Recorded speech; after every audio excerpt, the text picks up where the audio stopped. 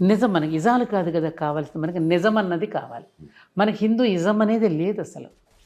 నిజం, నిజానికి ఇజానికి ఎంత తేడా ఉంది? తేడా ఉంది. ఏమండి ఇజం ఉందా మనకి? సోషలిజం అసలు హిందూ మన సనాతన ధర్మం లేనటువంటి సోషలిజం ఇంకెక్కడుందండి బాబు? ఉన్నదంతా సోషలిజం. మీరు రామాయణం పరికించిన మహాభారతం అధ్యయనించిన ఉన్నదంతా సోషలిజమే కదా. సోషలిజమే. లేనిది ఎక్కడుంది? దాన్ని అధ్యయనం చేయట్లో మన దృష్టి మారాలండి. మనం ఇప్పుడు ఆయన కనుక మోక్షముల్లరా వేదాలను ఇది చేసుకున్నప్పుడు నెగటివ్ థాట్స్ని ఎట్లా క్రియేట్ చేయాలి, దీనిలో ప్రక్షిప్తాలు ఎలా చేర్చాలనే దీంట్లో ఆ వేదాలను అధ్యయనం చేశారు. అలాగే రామాయణ భారతాల్లో కూడా ఎక్కడ నెగిటివ్ పాయింట్స్ ఉన్నాయా అని తీసి దానికి మరింత ప్రక్షిప్తాలు చేర్చి దానికి మసాలాలు అంటించి బయటకు తీసుకుని వచ్చి విష ప్రచారాలు జరుగుతూ ఉన్నాయి.